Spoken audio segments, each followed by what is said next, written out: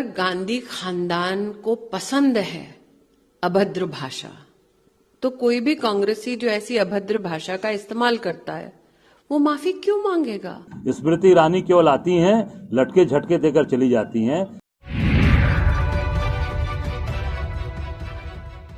नमस्कार, इन खबर में आपका स्वागत है। कहते हैं कि राजनीति हो या सामान्य जीवन, हमेशा तोल मोल के बोलना चाहिए। कई बार ये तोल मोल का न बोलना भारी पड़ जाता है। ऐसा ही कुछ हुआ है। कांग्रेस के नेता हैं, प्रयागराज जोन के प्रमुख हैं अजय राय के साथ राहुल गांधी जो भारत जोड़ो यात्रा निकाल रहे हैं, उसी के पैरेलल वो एक प्रदेश में भी यात्रा निकाल रहे हैं और सोनभद्र पहुंचे थे। इसी दौरान बात छिड़ी अमेठी की, और अमेठी की बात छिड़ने पे उन्होंने क्या कह दिया ऐसा कि हो गया बवाल, और महिला आयोग ने तो सम्मन भेज दिया।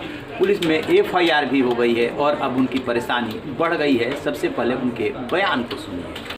राहुल जी कई बार रहे, राजीव जी थे, संजय गांधी, सारे परिवार के लोग वहाँ से रहे। जिस तरीके से सेवा की, अब जितने कल कारखाने आप देख लीजिए, चाहे वो भेल का कारखाना हो, चाहे डेल का कारखाना, जो भी चीज़ें, जितनी भी फैक्ट्रियाँ लगी हैं, सारी फैक्ट्रियाँ आज बंदी के कगार। जगदीशपुर का पूरा इंडस्ट्री एरिया लगी है। लगभग जहाँ लोगों ने वहाँ बताया कि आधे से ज़्यादा कल कारखाने बंद पड़े हैं।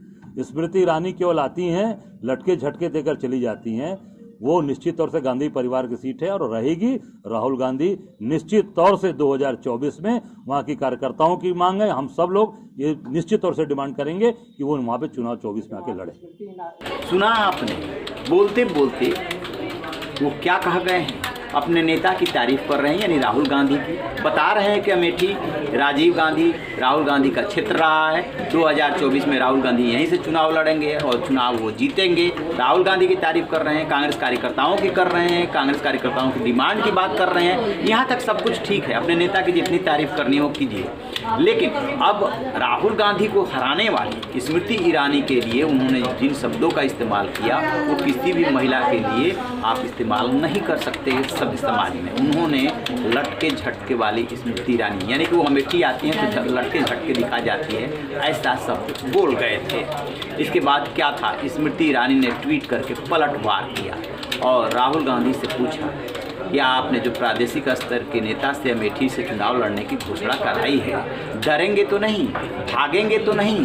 साथ में सोनिया जी और राहुल जी से ये भी पूछा कि ये जो आप महिला के लिए शब्द इस्तेमाल किए हैं आपके नेता, मान के ये चला जाए कि आप इसका समर्थन कर रहे हैं या आपको दूसरे स्पीच राइटर की ज़रूरत है, कुछ इस तरीके का भाव है वो उस ट्वीट में उन्होंने ट्वीट किया है। बनारस को, हिंदुस्तान को और विशेषतः उत्तर भारत को जो लोग जानते हैं, हमारी संस्कृति, हमारी सभ्यता में महिला के प्रति अभद्र टिप्पणियां करना हमारे संस्कार का विषय नहीं है।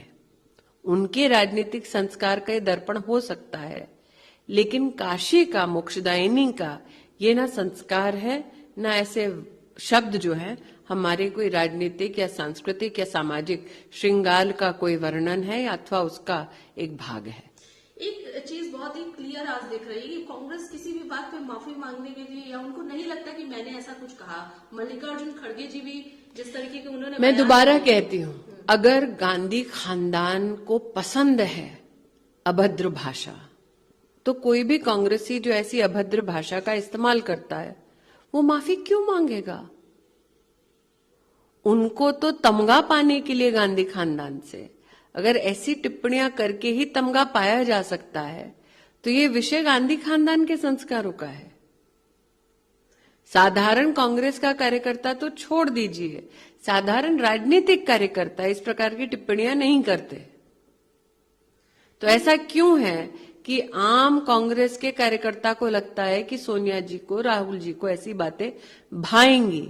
ऐसा क्या है उनके चरित्र के बारे में? ये तो मैम मल्लिकार्जुन खड़गे जी की बात हो गई, लेकिन फिर वही एक प्रश्न, मैं दोबारा कह रही हूँ, प्रश्न घूम फिर के उसी पे आता है। क्यों साधारण कांग्रेस के नेता या कार्यकर्ता को लगता है कि अगर अभद्र टिप्पणी करो महिला पे, मोदी को मौत के घाट उतारने की बात करो, तो सोनिया जी खुश हो जाएंगी? अब इसके बाद बारी थी महिला मोर्चे की। बीजेपी महिला मोर्चा ने तत्काल सोनभद्र में उन्होंने बयान दिया था, इसको लेकर के कंप्लेंट दी और उधर से राष्ट्रीय महिला आयोग ने भी नोटिस भेज दिया है अजय राय को और पूछा है कि आपने ऐसी भाषा का इस्तेमाल कैसे किया। दरअसल बता दें कि जो 2014 का चुनाव हुआ था, स्मृति ईरानी जो है जा करके वहाँ से चुनाव लड़ी अमेठी से और वो चुनाव हार गई, लेकिन उन्होंने दिल से हार नहीं मानी, लगी रही 2019 में भी जाकर के वहाँ से चुनाव लड़ी। राहुल गांधी को इस बात का आभास हो गया कि अमेठी से वो चुनाव हार सकते हैं, लिहाजा वो पहुँच गए वायनाड और वहाँ से भी वो चुनाव लड़े। अमेठी से चुनाव 55,000 से हार गए, वायनाड से वो चुनाव जीत गए। वायनाड का ही फिलहाल वो लोकसभा में प्रतिनिधित्व कर रहे हैं और अब जो है कांग्रेस कार्यकर्ता मांग कर रहे हैं कि अमेठी से वो चुनाव लड़े, अब की बार हम उनको जिता करके भेजेंगे। ये कांग्रेस कार्यकर्ताओं की इच्छा हो सकती है। क्या वहाँ पे जमीनी हकीकत है ये तो राजनीतिक दल ही बता सकते हैं जो वहाँ पे लगे हैं, लेकिन स्मृति ईरानी ने जिस अंदाज में पूछा है राहुल गांधी से कि डरेंगे तो नहीं, भागेंगे तो नहीं, दूसरी जगह से जाकर चुनाव लड़ेंगे, इसे मान लेके औपचारिक रूप से आप ऐलान कर रहे हैं अमेठी से चुनाव लड़ने का, उसमें कहीं ना कहीं तंज है।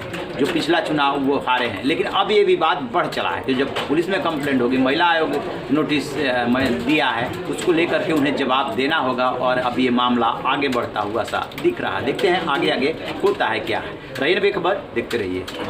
Thank you.